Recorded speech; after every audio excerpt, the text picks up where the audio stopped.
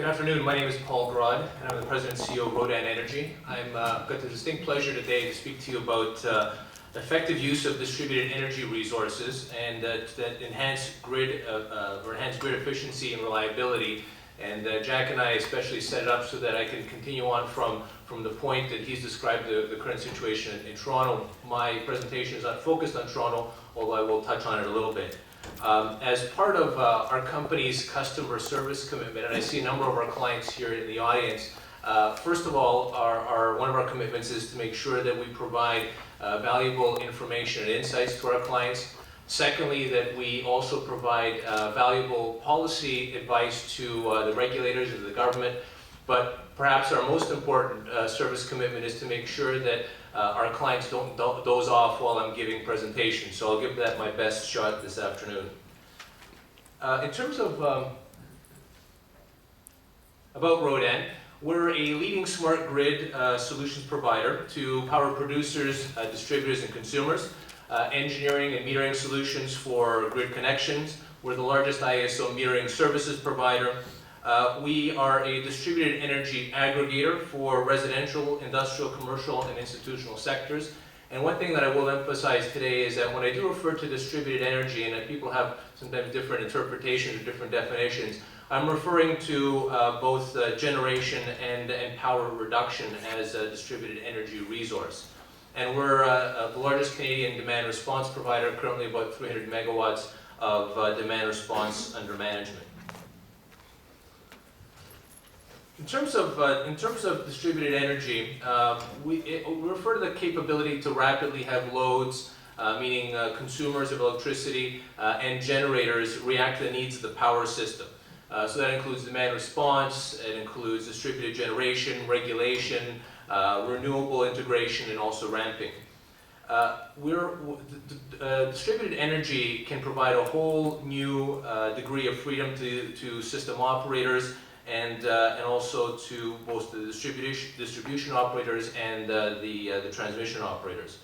And also, distributed energy can cost effectively address electricity supply constraints. Most recently, or I should say a few years ago, there was a significant supply constraint in the northern York region.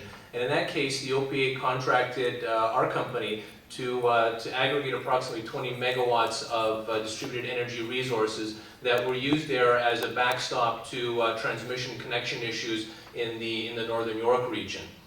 We see that there's future potential as well, as we see in areas like central and downtown Toronto and other constrained areas where we can quickly deploy distributed energy resources to be able to address those kinds of constraints.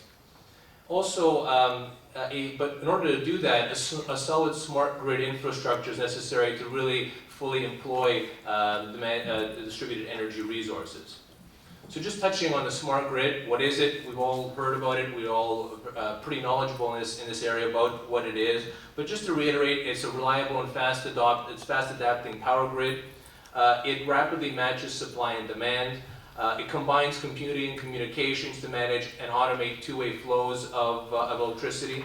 And it integrates renewable, meaning intermittent energy, distributed energy, again, that's generation and demand response, and also integrates things like home and business automation, smart thermostats, smart appliances. It really is, as others have referred to, the internet of the electricity system. So why do we need it? We need a robust smart grid, and it's critical to deploying distributed energy. As we have heard, the smart grid is very critical to a sustainable energy economy. And really to emphasize what is a sustainable energy economy, it really is environmentally sustainable, that it's reliable, and that it's economically viable. The following graph, for those who hopefully everybody can see, is just a graphical interpretation of the type of demand or distributed energy resources that are available.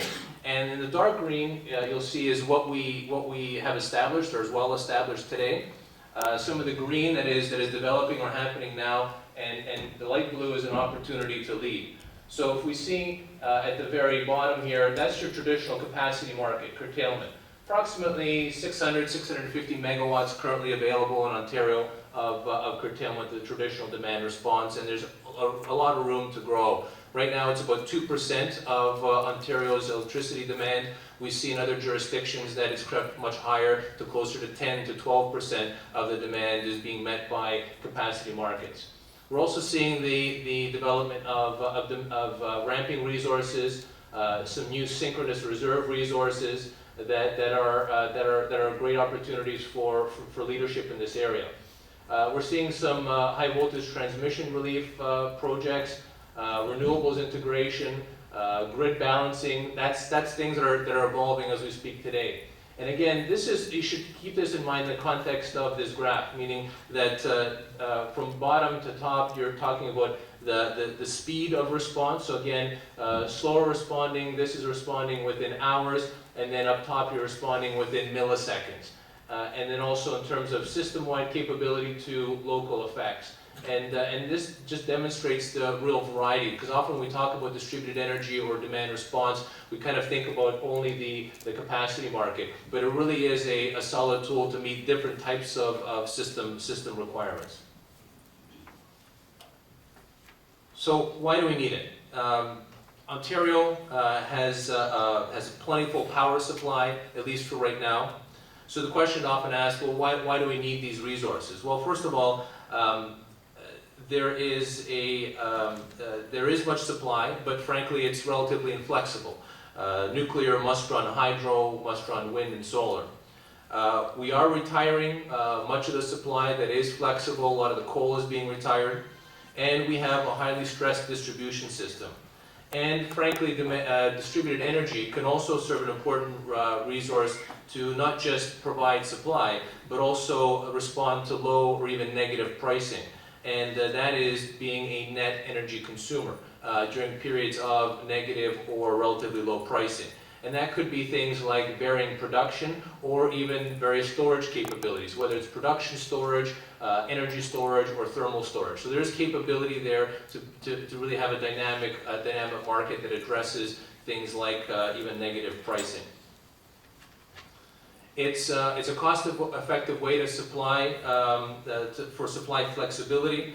It's a cost-effective way to supply capacity, and it's a cost-effective way to manage energy. I won't get into all the details. You could read that in the slides that will be presented later. It's also an opportunity to leverage existing resources, and we always talk about generation as new or distributed energy as something new. But quite frankly, it's an opportunity to leverage what is out there, to fine-tune it, and to have it respond to the needs of the system. So if you sort of take it from left to right, things like water distribution facilities, commercial buildings, refrigeration and warehousing, water treatment, and a lot of this have behind-the-meter generation that is capable of not only powering those facilities, but also putting power onto the grid. And these are some of the opportunities that we have. And it's valuable to look at these existing resources because they're more cost-effective to deploy than often building new. It's a matter of then being able to have a very good dialogue between the distribution companies, the transmission companies, in order to understand what are their requirements in order to properly dispatch and develop those resources based on their system constraints and their ability to put new power onto those often fragile grids. So in terms of distributed energy enhancing reliability and efficiency, as I mentioned, it addresses system constraints. There's a number of regions in Ontario, in particular Toronto, facing electricity system-based challenges 2015 to 2017. And we're seeing a need for additional area supply capacity, infrastructure renewal, and supply diversity to mitigate against low probability but high impact events. Important to emphasize here also is that although I spoke earlier about the ability to quickly deploy distributed energy, it does take time and a market to develop. We're in a situation where often programs get developed on a whim, and frankly the consumers, or those that are, or the suppliers rather, of distributed energy resources are often skeptical about the longevity and the long-term viability of these resources, and quite frankly look at the ability to actually pay back on a very short period of time, which increases costs on the system, rather than having a long-term view in order to smooth out the cost of these resources to the system. And so we're seeing, again, it is quicker than traditional generation, but it still does take an important infrastructure and commitment to do. There are potential challenges and opportunities with interconnecting distributed energy in spot and grid networks, and those are some of the points that Jack spoke about earlier, and it's something that really we need to work on, but work on cooperatively. Some of the bigger challenges in really leveraging distributed and engaging both distributed energy and the smart grid remains a disconnect between policy, regulatory, delivery channels, the integrators, the vendors, and the agencies.